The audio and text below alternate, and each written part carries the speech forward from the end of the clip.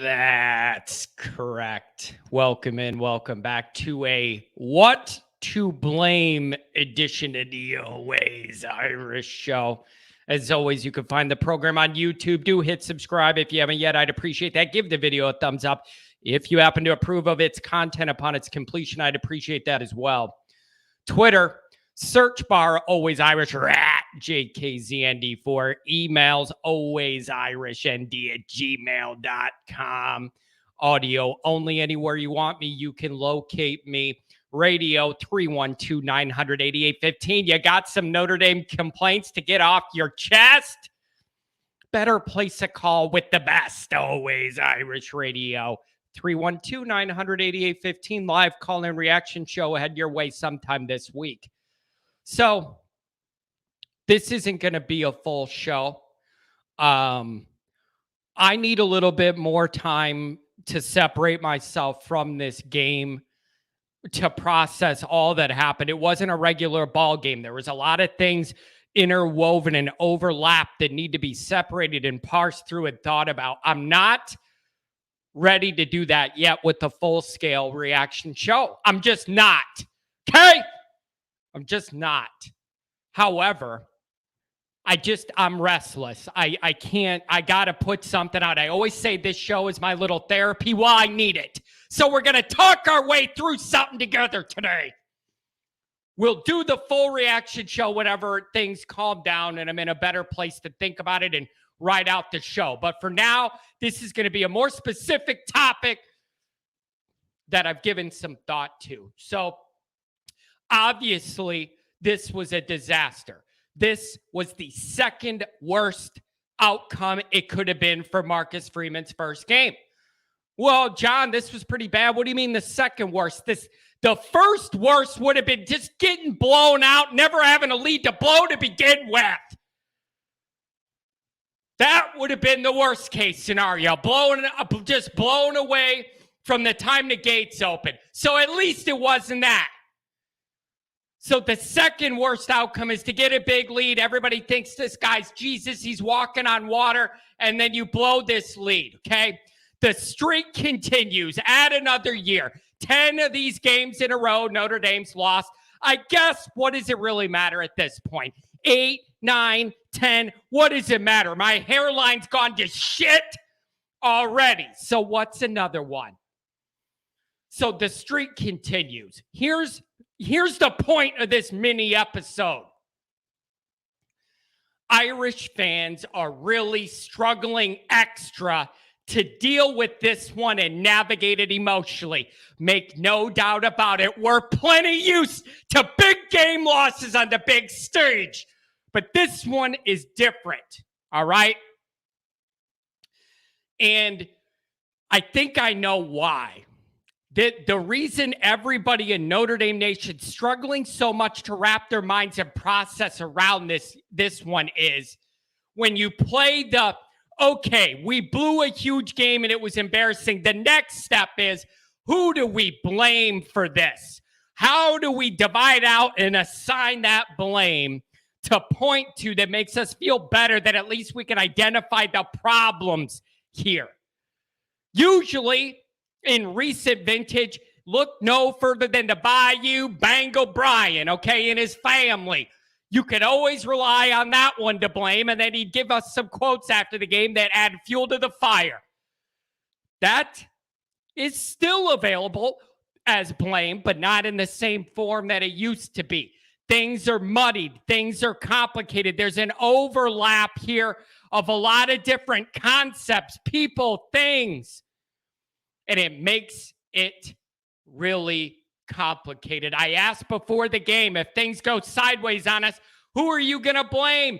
Nobody really had a solid answer, and neither do I. The way this game unfolded just makes it so hard to take. So hard to take. Okay? The honeymoon phase is over, indeed. Indeed it is, my friend. Okay? So he knows it. Listen, you start out with Ohio State next year. Things aren't getting any easier. They're not. Things aren't getting any easier. Tough lessons had to be learned, and I'm sure they were today. In the end, I might look back at this loss and say it was more beneficial to Marcus Freeman's development as a head coach that he lost it than that he won it. I'm not in that place emotionally at this time, but I might get there down the road if some tough lessons were learned and some things change. Okay? But when you ask who to blame, it's hard. It's really, really hard. So let's play the exercise, though. What or who do you blame for this historic collapse yesterday? That seems to be the question du jour. Everybody wants to know. Number one, Oklahoma State, pretty solid, tough, damn football team. Let's give them some credit in all this as well. That's number one. Number two, Gundy's a damn good head coach that's been around the block. I'm 40. He's now in his 50s. This man has been around the block, been here before, knows how to win and prep for these ball games. You don't think Gundy knew it was an advantage that all the media attention was on Notre Dame and Marcus Freeman? Do you notice how quiet it was from the Oklahoma State side leading up to this game? Even as dramatically as they lost their conference championship to end up in this game, all the major media attention was on Notre Dame, Marcus Freeman. Gundy used that to his advantage. Sly like a fox, lay low, let all that attention be on Notre Dame and Marcus Freeman. That is something Gundy used to his advantage. Tip of the cap to the old cowboy on that one. Number three, who do you blame? Brian Kelly's previous way he operated / and or recruiting. Linebackers that can't cover in space. Secondary problems all over. 3 wide receivers that could play in this game. Those are all Brian Kelly problems. Okay? Those are all Brian Kelly related problems. Number 4, the bowl prep timing was off. How could it not be off? Marcus Freeman was doing the head coach thing, getting announced, having to recruit, doing the national media tour you got to do when you're the new coach at Notre Dame. All of the timing of a normal New Year's 6 bowl prep was off. Number 5, who do you blame? A staff mid-transition. Some guys staying that are staying. Some guys coaching yesterday that are leaving. Some guys that are coaching that have been on the staff but are now doing different roles. Everybody's mad we weren't able to run the ball yesterday at all. So am I. Quinn was done after yesterday, but he had to coach through the game, right? A staff in major flux and transition. Some guys staying in their exact roles. Some guys staying but changing. Some guys staying but only till yesterday. All of that in transition doesn't help prepping for one of these big games. Injuries. Yeah, that's lame because everybody's got them, but injuries didn't help Notre Dame's depth going into this ball game. Opt-outs. It's not popular to sit here and say after we blew the lead, that was historic yesterday. Yeah, but our best offensive player and our best defensive player weren't on the field. But it's still true. The opt-outs hurt Notre Dame. Best offensive player, best defensive player out. That sucks. Number 8, bad execution in this game. Bad plan, bad adjustments in the second half. All of that in-game stuff was bad. You got out-coached, especially last couple minutes of the first half all the way through the second. You got out-coached, no doubt about it. Tough lessons learned. Number 9, Freeman first game jitters. He looked a little bit like a guy a tad bit overwhelmed in this moment at times. And I love Marcus. You all know how much I love him. And I think this is the right move, and I still do. And none of what happened yesterday changes the overall program trajectory I see under him. It doesn't change it at all. Doesn't change it at all. But he did at times look a little bit like, man, this is heavy. He did to me, and I love him. And I fully support this move. I love him. I'm just saying, there were moments where he looked a little bit taken aback yesterday. Number 10, and this is probably an overarching umbrella that encompasses all this.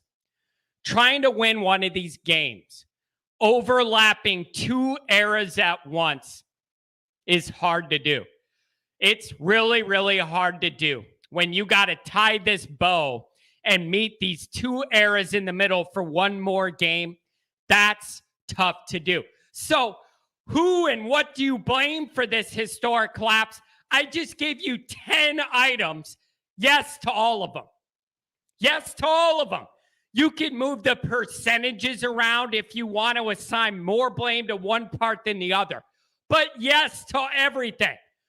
All that I just said came into play yesterday in its own part. Really, really complicated. Seems to me this was the football world telling Notre Dame people and me, slow your roll. Nothing comes that easy. In that regard, maybe Brian Kelly was right. Winning is hard. We had these dreams of Freeman knocking off that big bowl streak, riding high into Columbus next year. It ain't going to be that easy. And it might end up being the best thing for him, us, and everybody that he's got to sit on this taste till Ohio State. Okay? So here's the problem I have. I think all of those things are a part of the reason we lost this game. Assign the individual percentages as you wish. Here's what I can't allow, though, and I've seen way too much of it on Twitter. You are not allowed to ride Brian Kelly's jock strap for 11 years and blindly support him when people were telling you, we're being told he's not working as hard at recruiting as you have to win here. You're not allowed to blindly support that, say that he's won enough, done enough. You can't question anything. He's our guy. You got to ride with him no matter what. You're not allowed to take that philosophical, existential position. Then, in one game, question if Notre Dame made a mistake hiring Marcus Freeman. You just don't get to do that. It's philosophically inconsistent.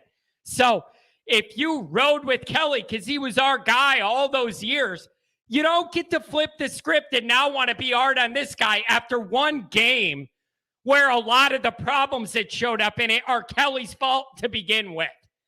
I can't allow that philosophical inconsistency to prevail. No. This game magnified the program's weaknesses. It's a very strong program in a lot of areas. The areas where it isn't got magnified and blown up in this game. Marcus Freeman took note of that. Now let the man go to work on the staff and on the roster. Let the man go to work.